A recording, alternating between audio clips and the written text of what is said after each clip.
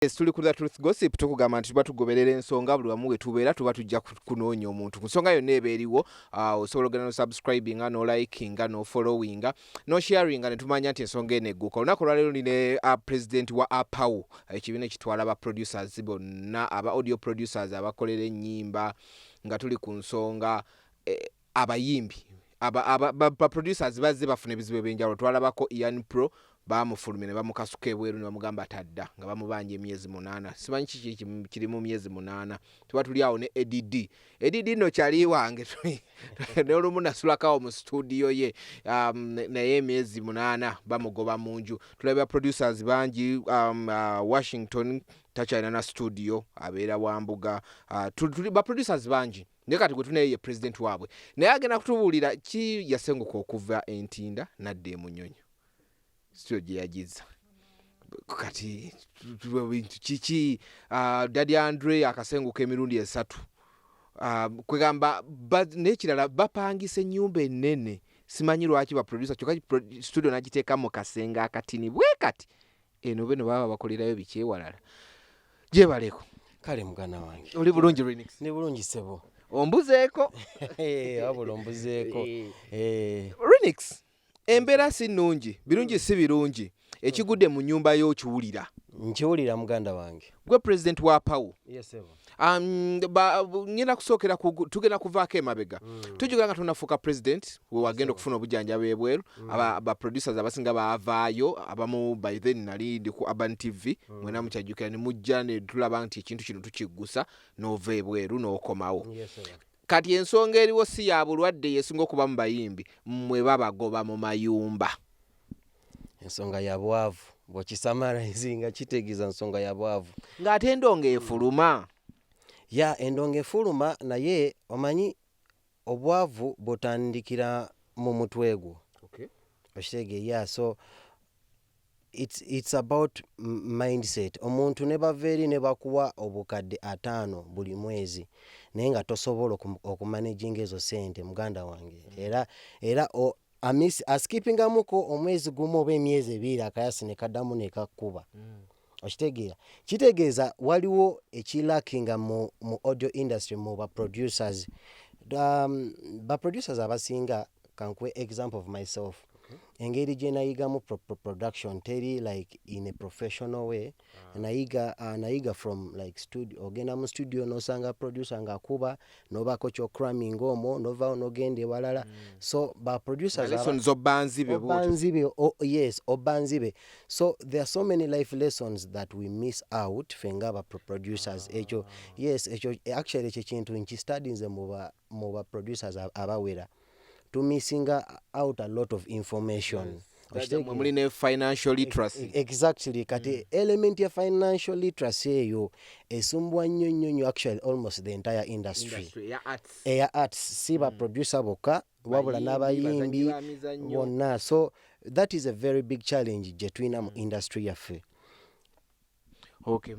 Yes sebo. Kakati ojja kwekanga nga producer ayina more than 20 hit songs.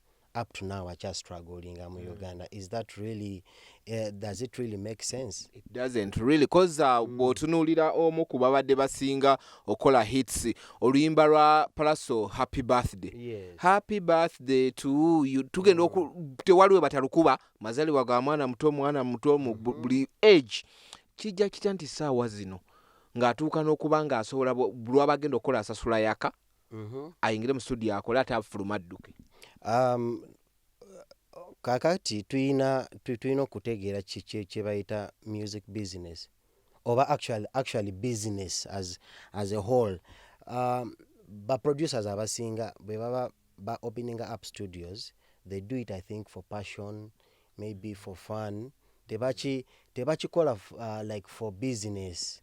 Okitegeera because omuntu yenna agenda okutandika business obeera ne some principles zotambulirako okitegeera. Yeah. So if you set those principles, they will guide you, you understand, on how to run a successful business. Naye kati obuzibu buliwo nti most of us we get excited.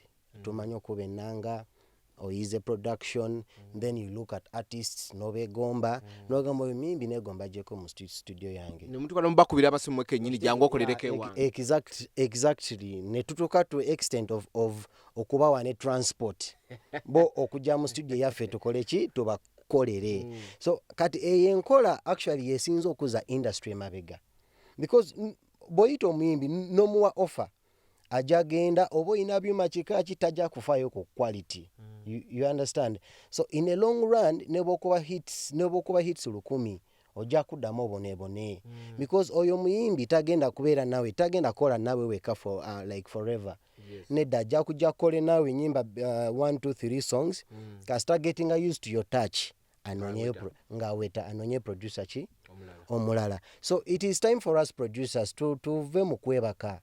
This is our business. This is like we are doing this for a living. Kati some of us in the producers abasoka mu abiri bendese mu industry. Now then some of my kids begomba okubeera producers. You understand? Naye if the business model echari like this tubate tuina lugendo. Waliwo ekintu ekimu kyensinga okwewuunya RINEX.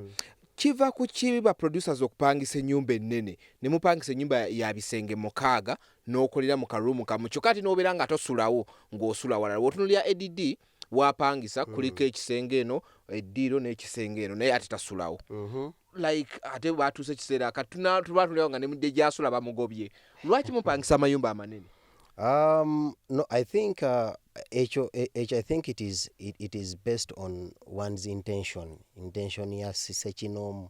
Mwenna abasinga. Fena abasinga. Mwenna amayumba amanene benda wogende wagundi iyani yine nyumba nene. Ne simu ennyumba gaguga wotunulira. Chaika kangaita malala.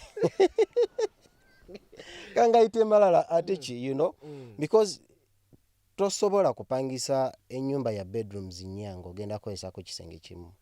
You understand? Of course everyone wants to feel big.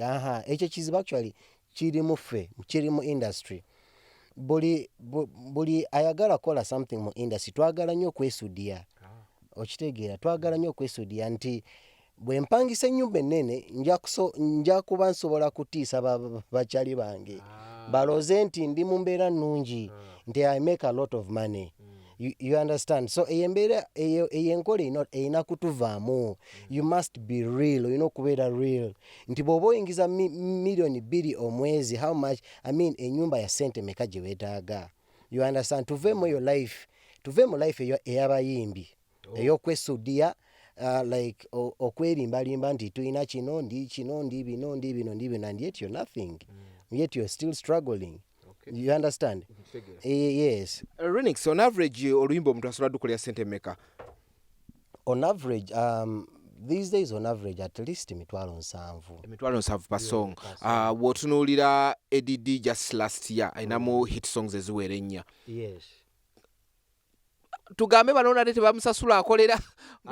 Ate producer watukira okufuna hit songs 4 oba 5 kitegeeza mu archive akoze ennyimba ezisuka mu bibiri. Yes, because I'm in the system bimanyi. Wotukira okufuna hits 5 oba okoze ennyimba nyingi. So out of those songs Katonda akuyamba n'ofunamu hits nga 5. Ate nga nezizo ina mu archive zokoze zitakoze bakusasudde. You understand? So it takes us back to financial literacy and management. Yes, ever. Kituufu. Kuba kati bw'otunuulira ebintu ebisimu byenzize ndaba. I've been ku EDIE nemberako nendabako computer ennyumba eziba ziriwo nendabako ne bookings eziba ziriwo nendabako n'abasasudde n'abatana bakusasula. But it beats my understanding okuvaayo ng'atudde ku lubalaza.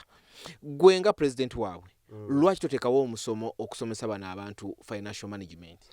Emisomo actually in our work plan this year, we have a workshop about producers. I think in the next 2 months. That workshop has been in pipeline for the past 6 months. Nga tuchi organizing. One of the topics is tugenda okwatako is financial literacy. We wadde yosomesebwa producers si ndongo wabula sinze nakolaganye ne ba professionals abatusinga because I don't know everything. I am a leader but I don't know everything. So getting in touch with some professionals abagenda okola ki abagenda okutusomesa because that is the biggest disease eri mu industry yaffe apparently. Yes. Naye amalala nago gabasomesa gabaveemu. Amalala go gaino amalala olaba amalala pride is a negative energy. Ochitegera each time you draw any negativity close to you mugana wange ogwa mu pit. Exactly oba ogenda kwonoona. So ebintu nga amalala tebina makulu tebina gye bituyamba.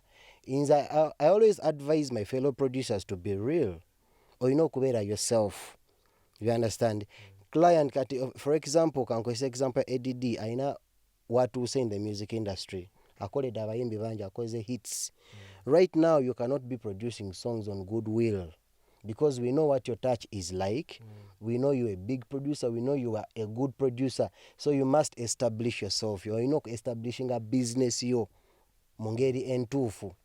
Ekisembayo kyenkubuuza mwenga apawu temuyinawo muno mu kabi nti omuntu waba ayina mu kizibu mumudduukirira mangu eyo ensawo temugisonda?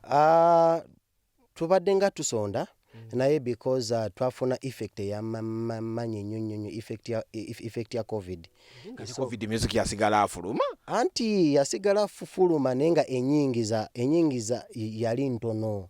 So omuntu eyali akola milioni 10 omwezi during covid yali akolanga akakadde kamu oba kinene nnyo 1.5 oba like muzirya nnyo mulya nnyo sete mulimba ubwo sete zoyogereramu nyingi. business ya dropping business ya gwa okitegeera. So right now tugezako we are trying to like to bounce back mu business okitegeera. So yeah but ekyokusavinga we've definitely been collecting funds like welfare funds ngaba producers, you understand. Naye ate welfare funds era still tuina some policies zetugoberera okukuwa sente ezo sibine mbuno olemedwa kusasula lwa malala okitegeera. Yes. Exactly. Lwaki mwete muyingira this policy of ne mutandika zine kubawo producing a one off wetutunulya Michael Fingers ku Love You Every Day. Yes. Still hands on Bebe Cool's song. Lwaki mwabala temukitandika ekyo? Twakitandika naye of course omanyi if you're trying to okoleta system empya it is not easy it is not easy to implement. So it takes time. So to get some of us tutandise okuki implementinga. Nzo mimbi enaje wange to signing a contract first we agree because when I create a beat it is my composition. True. Si ya muyimbi composition yange kitegeza for the rest of my life I own a share on the project I've done. Yeah. So ekyo nkitandise nganze and other producers era I urge all the producers nga tonnaba kola anything no muyimbi first agree until rimba no lufuluma whether hit or not hit role performing afunako.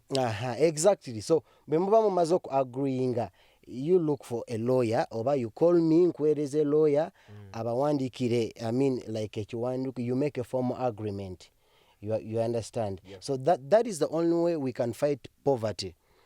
You understand? Exactly. Because producer, no muyimbi, we are almost the same. There is no difference. Actually, a producer contributes more to a music project than a singer. Okay. Yes, tweyanziza nnyo. Okay.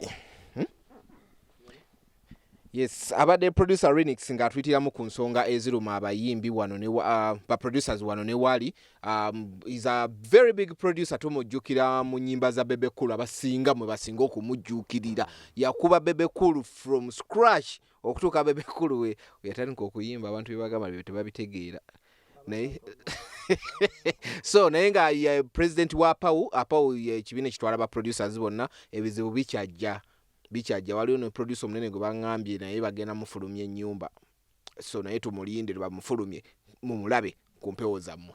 Yes, go subscribe on my YouTube channel, that's The Truth Gossip. Tujja kubanga tubaleetera buli nsonga.